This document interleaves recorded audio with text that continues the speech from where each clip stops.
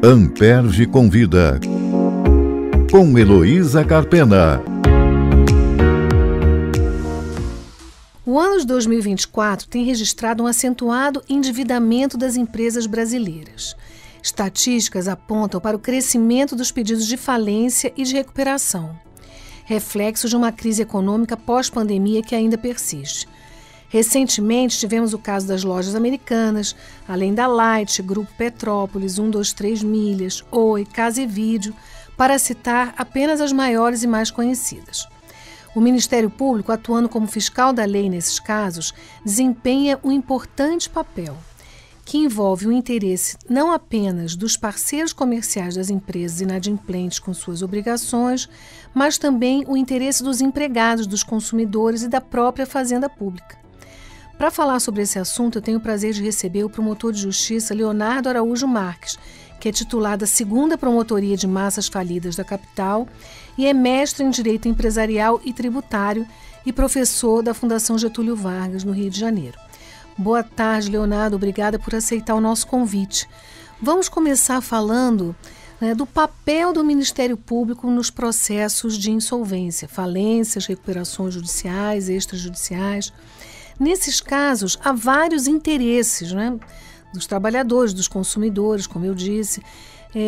Com o que o Ministério Público deve se preocupar? Quais são os interesses que incumbe ao promotor zelar? Boa tarde, Heloísa. Preciso registrar aqui minha satisfação tá conversando com você sobre esse assunto que faz parte da minha rotina já há muitos anos e é muito caro para o interesse público. Envolve realmente interesses de consumidores, de trabalhadores, da comunidade local, da preservação da empresa, manutenção do trabalho.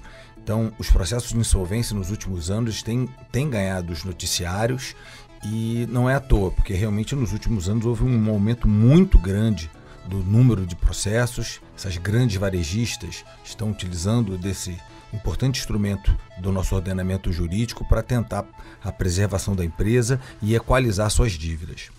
E o papel do Ministério Público nesses processos, ele é de suma importância. Primeiro, pela sua equidistância das partes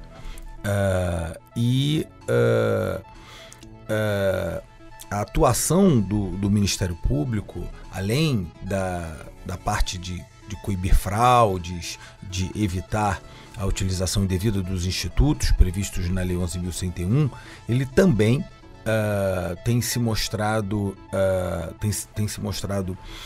extremamente útil para a correta tramitação do processo, a celeridade, a entrega da prestação jurisdicional de uma forma com equidade, porque como são muitos interesses, é difícil para o juízo decidir com todos esses detalhes que gravitam em torno desses grandes processos de insolvência.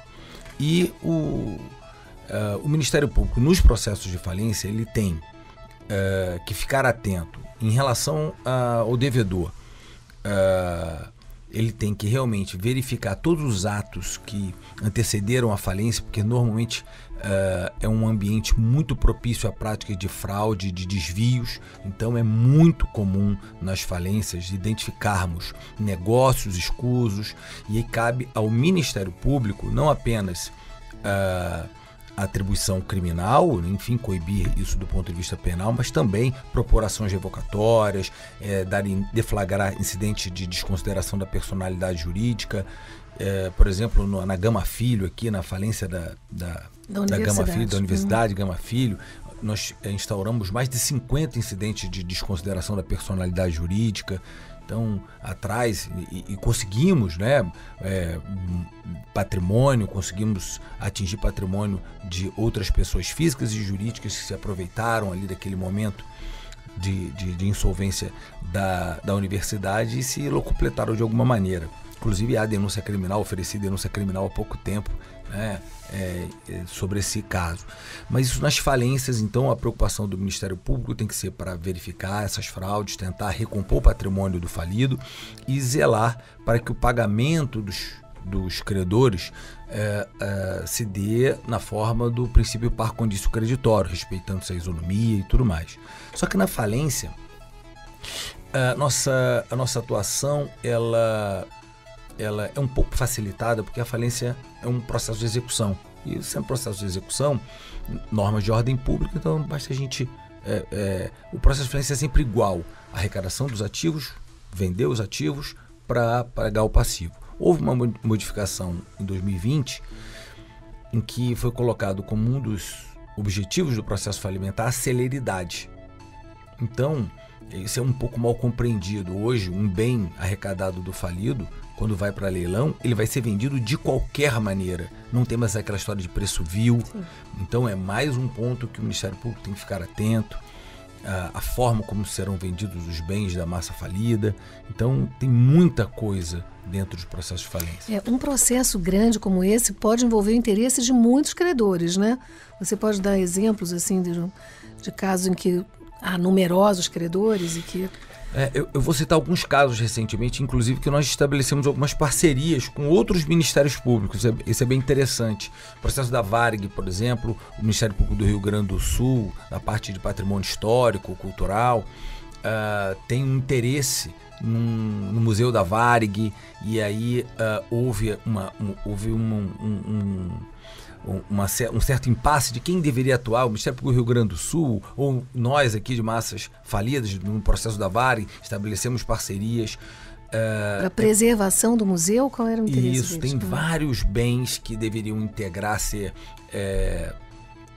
serem preservados, mas só que integram a massa falida, e a massa falida em tese teria que vender esses bens.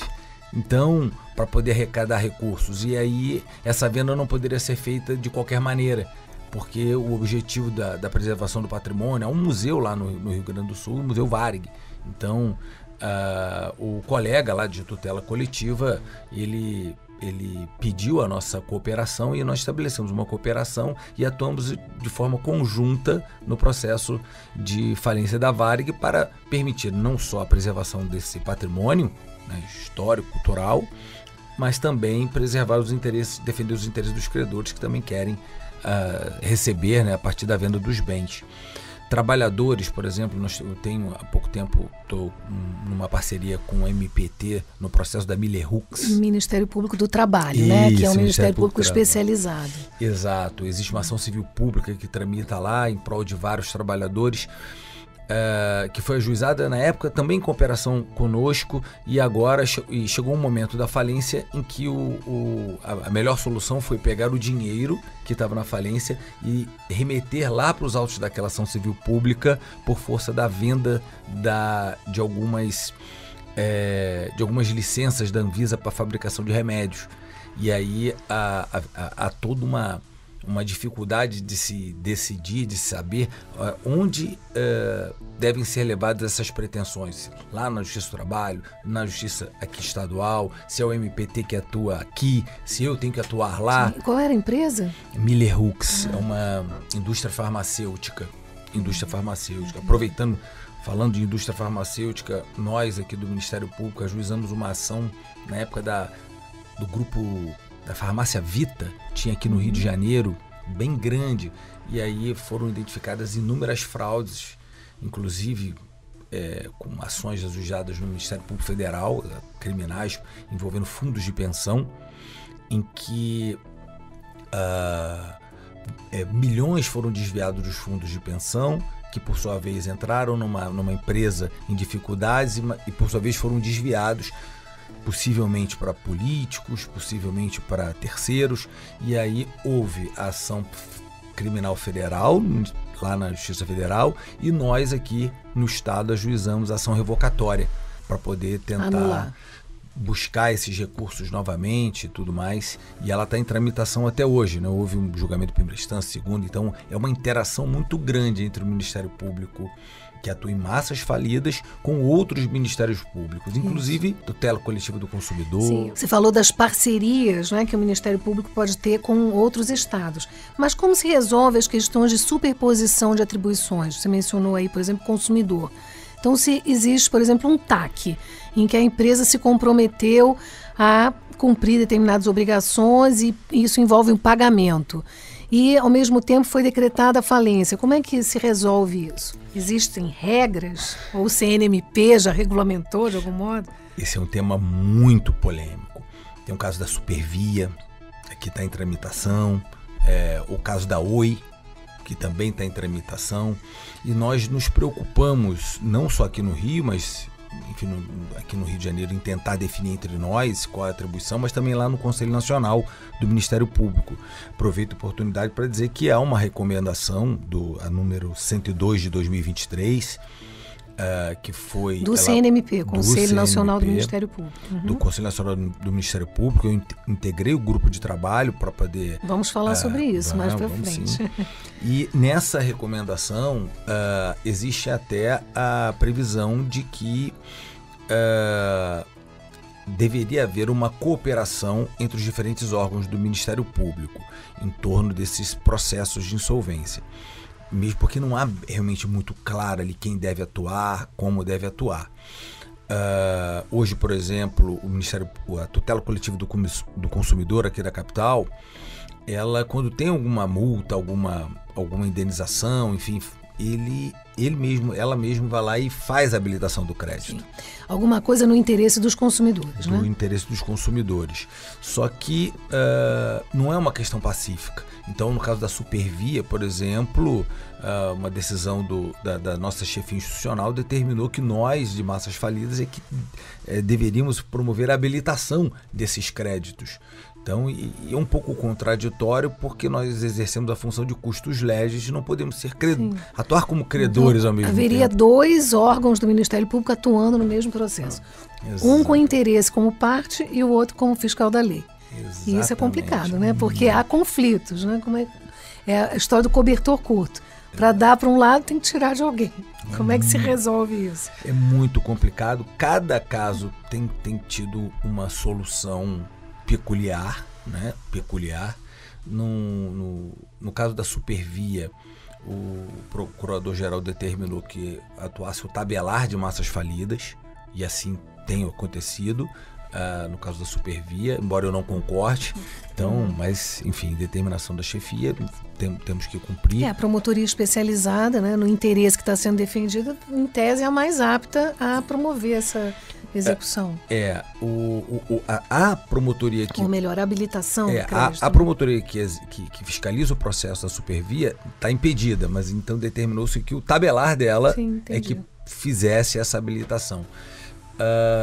Mas em outros casos, o próprio promotor de tutela coletiva tem feito a habilitação, enfim, e isso tem funcionado, porque para mim é o melhor caminho. Mas uma grande dificuldade, Luiz, é a falta de especialização em segunda instância. E isso que tem realmente afetado a nossa atuação, porque por melhor que seja feito o trabalho em primeira instância, quando os recursos chegam ao tribunal, nós não temos câmaras especializadas. E nem procuradorias especializadas, né, que seria o primeiro passo. Se tivéssemos as procuradorias especializadas, teríamos a certeza de que a matéria seria bem conduzida no tribunal. E aí, com uma ausência de uma atuação mais efetiva, mais técnica, fica difícil levar o ponto de vista do Ministério Público para as câmaras. E eu até há um tempo atrás eu atuava pessoalmente nos recursos, ia lá distribuir memoriais. Que é uma coisa controvertida, né? A presença do promotor no tribunal nem sempre é bem recebida, né? Porque se entende que só o procurador pode atuar. Eu, graças a Deus, em todas as minhas... todas as vezes que eu fui ao tribunal, eu tive acesso, pude fazer sustentação oral, no caso... Em casos grandes da Queiroz Galvão, da recuperação judicial da Queiroz Galvão, uma outra grande construtora, tive sucesso, foi efetiva a nossa atuação, né? Então houve um resultado. Mas hoje eu confesso que eu tenho deixado, né, a sorte né, lá no tribunal. Porque a questão não é que não vai ser cuidado, mas se há um especialista no assunto, ele vai ter mais intimidade, vamos dizer, mais preparo também, né, para lidar com processos que são altamente complexos, né, processos enormes, que você fica, inclusive, sem um interlocutor, né? O promotor no primeiro grau não tem a quem procurar no momento de ser apreciado o recurso que ele interpôs. Esses casos eu imagino que devam ser complicados. Agora, vamos falar também nessa linha, assim, é comum que as empresas em recuperação sejam devedoras de impostos, não é? Então, como é que ficam as execuções fiscais, no caso das recuperações judiciais? O processo de recuperação, isso é importante. Infelizmente, por vários e vários anos, foi utilizado como uma espécie de fraude fiscal. Verdadeira fraude fiscal. Então, um meio de se eximir de pagar os impostos, né? Porque as execuções paravam na prática, mas o prazo prescricional continuava a correr. Então, se estendiam os processos de recuperação judicial, o exequente não conseguia receber, mas os prazos prescricionais continuavam correndo. Então, muitas empresas se beneficiaram indevidamente. Extinguindo a pretensão do fisco. Extinguindo a pretensão. Né? E buscando uma melhor solução, eu até entrei com recurso no processo da OI para tentar solucionar o problema. E na época não obtive êxito no recurso, né? O meu recurso não foi provido, mas na época eu peguei esse recurso e fiz uma sugestão para o Congresso, na época para a senadora Soraya Tronic, por ocasião de uma modificação legislativa da Lei de Liberdade Econômica, mas acabou que essa sugestão foi aproveitada no projeto de lei que acabou se convertendo na Lei 14.112 de 2020, que alterou a Lei 11.101. E a minha proposta alterou foi acolhida. A lei de falência. Alterou a Lei de Falência e se tornou o artigo 6º, parágrafo 7º-B. Aí eu tenho o orgulho de dizer que essa redação é minha, do artigo 6º, parágrafo 7º-B, foi uma sugestão que eu encaminhei ao Congresso, primeiro ao Senado, depois à Câmara, e foi incorporado, porque foi aprovado pela Fazenda Nacional. E aí hoje, a jurisprudência agora já está refletindo isso, graças a Deus, hoje reconhece que na execução fiscal é possível o juiz da execução fiscal pedir a penhora de um bem da devedora em recuperação. Ele consegue a penhora e o juiz da recuperação, ele não pode, como fazia antigamente, sustar a penhora determinada pelo juízo da execução fiscal. Ele pode, no máximo, se a penhora recaiu sobre um bem vital para a empresa, ele pode, no máximo, substituir o bem que foi objeto do ato de constrição. Ele não pode simplesmente, não pode penhorar isso. Antigamente, não pode penhorar isso, não pode penhorar aquilo, não pode penhorar nada. E adeus credores. Adeus credores. Aí agora não. Agora ele, para ele evitar a penhora de um bem que ele repute importante da empresa em recuperação, ele tem que nomear outro em substituição. E isso deu uma dinâmica totalmente diferente aos processos de recuperação. Hoje, o fraudador não pode enxergar no Instituto da Recuperação um meio hábil de alcançar seu objetivo de não pagar os tributos. Ele já sabe que isso não será suficiente e a jurisprudência acolheu bem essa modificação legislativa, alterou a jurisprudência do STJ foi totalmente alterada a partir dessa nova redação e a gente está agora trilhando um caminho que me parece ser mais virtuoso, né, nessa interação entre os processos de execução fiscal e os processos de recuperação judicial.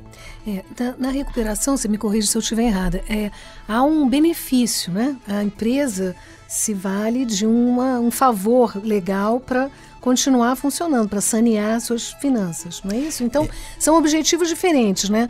Tipos de insolvência diferentes e o Ministério Público vai perseguir também objetivos diferentes conforme se trate de falência ou de recuperação. Perfeito. Está certo isso? Está certíssimo. No processo de falência, o objetivo é pagar os credores, fazer com que os bens do falido voltem rapidamente ao mercado, então o MP tem que atuar para que o ativo seja rapidamente vendido, e para que o empresário falido tenha até uma segunda chance. né, de reconstruir e tudo mais, enfim, isso está inspirado no direito americano, discharge do direito americano, na lei da segunda chance do direito espanhol, enfim.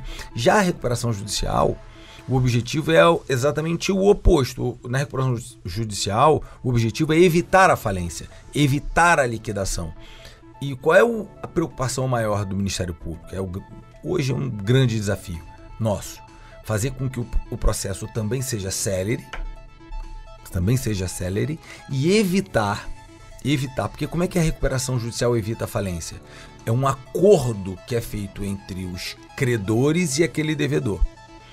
É evitar que nesse acordo haja cláusulas que violem a ordem pública. Favorecimento de alguns, por exemplo. Favorecimento, né? De algum credor em detrimento de outros. Princípio da isonomia. Evitar que o direito dos credores trabalhistas e consumidores sejam violados. Por exemplo, uma cláusula muito comum que eles botam no plano, eu sempre recorro e sempre consigo reformar no tribunal. O início do pagamento dos credores trabalhistas vai ser só após o trânsito em julgado da decisão que homologa o plano. Só que nunca vai acontecer o trânsito em julgado. E aí, se nunca vai acontecer o trânsito em julgado, porque vão ter recursos, os trabalhadores são os últimos a receber. Nunca vão receber. Em geral não sobra nada. Né? E não vai sobrar nada. Então, aí eu recorro dizendo, o pagamento dos credores tem que ocorrer independentemente do trânsito em julgado. Então, homologou o plano, tem um prazo. A lei fala que tem que pagar em no máximo 1 ano. Então, não tem conversa. O Grupo Calçada, há pouco tempo, previu um deságio enorme para o pagamento dos credores trabalhistas. Aí nós do Ministério Público recorremos e aí lá o tribunal reconheceu que o crédito trabalhista até 150 salários mínimos não pode ter qualquer tipo de deságio. E aí reformou a decisão, determinou que o Grupo Calçada pagasse integralmente os credores trabalhistas titulares de crédito até 150 salários mínimos. Então é muito comum esses planos, muito comum, terem cláusulas ilegais. Mas é muito comum, infelizmente. E cabe ao Ministério Público fazer esse controle de legalidade. Sim. Então, os vulneráveis que, em geral, não têm voz, né? Então, esses é que têm que ser protegidos. Para isso está lá o Ministério Público. Você foi coordenador, não faltou dizer isso na sua apresentação, mas você foi coordenador do grupo de trabalho no tema da fiscalização do administrador judicial, isso no Conselho Nacional do Ministério Público. Essa questão da nomeação do administrador judicial, o famoso AJ, é controvertida, né? Para dizer o mínimo. E assim, isso se insere, né, nós sabemos, dentro do poder discricionário do juiz, mas o promotor deve, eu tenho certeza que deve, mas ele pode efetivamente exercer algum controle sobre essa nomeação e, igualmente, sobre a sua remuneração, que muitas vezes é astronômica e, às vezes, incompatível até com os interesses dos credores, quer dizer, muitas vezes não, sempre incompatível com o interesse dos credores, que os credores querem receber, não é? Então essas despesas vão diminuindo o que resta para eles. Como é que você atua nesses casos e, assim, algum caso, alguma situação que você possa contar aqui para a gente? Realmente é um tema bem espinhoso, porque o administrador judicial, ele é nomeado pelo juízo, assim como um perito é nomeado, então tem que ser uma pessoa de confiança do juízo. E a lei, ela diz que tem que ser um economista, um contador, um administrador de empresa, um advogado ou um escritório. Nós temos hoje uma recomendação do CNJ, recomendação 141 de 2023 do CNJ, que trata da remuneração do administrador e até também alguns requisitos de nomeação. Não há muito o que o Ministério Público fazer em relação a quem é o escolhido. Eu acredito que isso de quem vai ser escolhido ou não é uma questão muito mais correcional, muito mais disciplinar, se existe algum tipo de impedimento, alguma coisa, do que propriamente por parte do Ministério Público. Dentro da perspectiva da nossa atuação, se ele for um advogado, um economista, um contador, se ele tiver lá uma habilitação junto ao tribunal, porque tem um cadastro, né? Todos se cadastram lá e fazendo o cadastro, estando no cadastro do tribunal, não há muito que o Ministério Público fazer. Já estão aptos, né? Já estariam aptos. Porém, eu acho que em relação à remuneração, nós temos um grande desafio. Em relação à remuneração, o ideal é que os juízes observem essa recomendação do CNJ. E infelizmente, Heloísa, não sei porquê, todo dia eu me deparo com violações dessa recomendação do CNJ. O que diz a recomendação? Essa recomendação Conselho Nacional de Justiça, isso, né? Nós estamos Conselho falando Nacional de do Justiça. órgão que fiscaliza a atuação do Judiciário. Do Judiciário.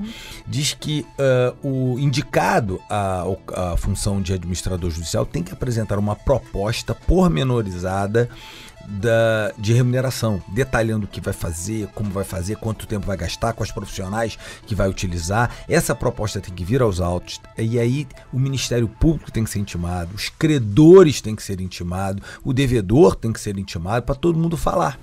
E ao final o juiz decidir. Só que o que acontece hoje não é isso. O administrador judicial, às vezes, ele apresenta a proposta e o juiz já fixa essa remuneração sem ouvir ninguém. Sem ouvir o Ministério Público, sem ouvir ninguém. Muitas vezes, um caso recente, o administrador judicial chegou aos autos dizendo assim: eu já fiz um acordo com a recuperanda, com a devedora, ele vai me pagar tanto em tantas parcelas. Sem ouvir os credores, sem ouvir o Ministério Público. Então, com clara violação a essa recomendação. E aí, nós temos os recursos, inclusive o leading case no STJ, de se o Ministério Público pode ou não pode recorrer, é do nosso colega Anco Márcio Vale, aqui do Rio. Então chegou ao tribunal, chegou ao STJ, o STJ reconheceu que... Em qual caso? Eu não lembro, porque é do colega Anco. Não faz mal, curiosidade mas apenas, ele teve reconhecida a legitimidade do Ministério Público, né, num recurso interposto por ele. Houve redução. Há pouco tempo houve um caso aqui envolvendo Rio de Janeiro e São Paulo, que o juiz do Rio nomeou um irmão do juiz de São Paulo, veio para mim, eu era o promotor do caso, eu recorri também da remuneração. Então, e o tribunal reduziu a remuneração. Né? Essa parte se não podia nomear o irmão de um outro juiz. Seria um caso de nepotismo. Se seria ou não um caso de nepotismo, isso ficou a cargo da corregedoria do tribunal. Agora, quanto à remuneração, eu recorri, né? Rio Drogs, isso eu lembro que é o meu caso, e aí e houve a redução da remuneração. E essa remuneração, em geral, é alta, né? Pelo menos é isso que a gente vê na imprensa. E há, segundo eles dizem, uma certa repetição dos mesmos escritórios ou profissionais nessas nomeações de administrador judicial. Realmente é uma função que é complexa, que exige essa expertise ou não? Eu posso dizer o seguinte: o sucesso ou insucesso na tramitação de um processo de falência depende da capacidade do administrador judicial. Então, no processo falimentar, não tenho a menor dúvida que o protagonista não é o juiz, não é o Ministério Público, não são os advogados credores, é o administrador judicial. Se tivermos um administrador judicial bom no processo de falência, a tramitação vai ser um sucesso. É claro, vai depender das decisões do magistrado, mas tem muita função administrativa que não depende do magistrado e nem do Ministério Público para ser levada a termo. Então, nos processos de falência eu não tenho dúvida, mesmo porque ele faz jus ao nome, ele administra os bens da massa falida. E já no processo de recuperação, não. E aí eu sei que muitos administradores judiciais não vão ficar satisfeitos comigo, mas não. Por que não? Porque a empresa em recuperação, ela tem os seus advogados e continua na gestão dos seus negócios. Os credores, a Assembleia Geral é de credores. São os credores que votam, são os credores que vão deliberar sobre o plano, vão negociar o plano. A função do administrador mesmo é importante. Quando são muitos, milhares de credores, 5 mil credores. Há uma Assembleia que os convoca para participar dessas decisões? Porque tem que ser aprovado não apenas pelo valor do crédito, mas pelo número de credores. Eu voto por cabeça em algumas classes. Então, são os credores mesmo que são, digamos, os donos da bola. São eles que vão decidir o mérito econômico-financeiro do processo. Isso acaba diminuindo um pouco a função do administrador judicial e do próprio juiz. Porque não é o juiz que vai decidir se concede ou não a recuperação. São os credores que vão aprovar ou não o plano. e o juiz tem o poder, dever de respeitar essa decisão soberana da Assembleia de Credores. E depois fiscalizar a execução do plano. Fiscalizar. Inclusive nos processos de recuperação, isso é importante, Heloísa, porque estava na lei na origem e agora há um projeto de lei que é o PLC 3, aprovado esse ano na Câmara, que modifica essa questão dos administradores judiciais. Olha que interessante. Constava da lei inicialmente, da lei 11.101, que os credores poderiam substituir o administrador judicial nomeado pelo juiz. Só que isso foi vetado na época pelo presidente da República. Aí agora, por conta dessas discussões acerca das nomeações, das remunerações,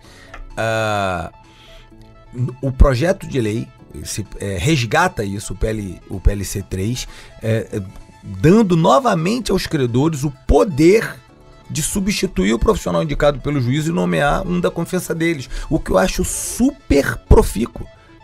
Isso é maravilhoso, porque, como você disse, vai doer no bolso de quem? Vai doer no bolso dos credores. São os credores que são convocados para se sacrificarem, renunciarem a parte dos seus créditos em prol da preservação da empresa. Então, se são eles os maiores sacrificados, são eles que têm que ter a palavra final de quem vai ajudar na condução do processo para que se chegar a um acordo com o devedor em torno de um plano de recuperação. Então, nesse ponto, eu espero que o projeto seja aprovado. Está no Senado agora. Eu ia te perguntar, qual é a chance disso ser aprovado? Foi aprovado na Câmara, porque é um projeto do governo, é um projeto do Poder Executivo. Inclusive, uma reação a essas desconfianças sobre o valor da remuneração, sobre pessoas que estão sendo nomeadas como administradores repetidamente. Então, é um projeto que veio com esse objetivo. É uma reação a tudo isso. E o projeto no todo não é bom, mas nesse particular, né, na nomeação do administrador judicial por parte dos credores, ou melhor, substituição, eu acho que isso é muito bom para o processo. Oferece uma possibilidade de controle. E a destituição é possível a requerimento do Ministério Público? Existe isso? Eu já tive, assim, o desprazer de ter que pedir, cumprir o meu papel de pedir a destituição de vários administradores judiciais ao longo da minha atuação. Estou desde 2005, 2006 atuando nesse processo, já tive muitos. Enfim, então, e alguns com vínculos mais fortes, outros nem tanto, mas já ofereci denúncia criminal contra alguns, no caso da Bloch. Então, ofereci denúncia contra uma ex-administradora judicial, enfim, em outros processos agora, também ofereci denúncia, aquisição de bens que pertenciam à própria massa falida por parte de administradores judiciais, e é algo que infelizmente faz parte da nossa rotina, sim. Então, em vários processos, não só eu, como os outros colegas, já tivemos a incumbência de pedir o afastamento. É sempre um pouco delicado isso, porque é uma pessoa da confiança do juiz, você está pedindo para aquele juiz que nomeou uma pessoa de confiança dele para destituir o profissional, né? Ou às vezes substituir. Então, isso tem acontecido, não é raro acontecer. Isso não é bom para o processo, porque é uma ruptura na condução, enfim, mas é necessário quando identificamos algum tipo de... quando algo não está... o processo não está tramitando de acordo com a lei, ou como deveria tramitar, ou a gente percebe alguma coisa mais estranha, e aí pedimos sim a destituição, ou às vezes a simples substituição, né, como forma de talvez dar maior celeridade ao processo. Isso infelizmente acontece. Muito bem. Eu vou encerrar a entrevista te agradecendo. Tenho certeza que os ouvintes, como eu, aprenderam muito sobre essa importante função do Ministério Público, e convido os ouvintes, né, a acompanharem o nosso podcast no Spotify, e se gostaram, deem uma avaliação lá, 5 estrelas para nós. Obrigada. Obrigado, Heloísa. E fica aqui a minha gratidão, né, por vocês olharem para essa a atribuição do Ministério Público, que muitas vezes é muito mal compreendida entre os próprios colegas da instituição. Então, é super importante esse canal, né, não só para os colegas, mas para o público em geral. Eu fico muito satisfeito por ter contribuído com isso. Amperge convida, com Heloísa Carpena.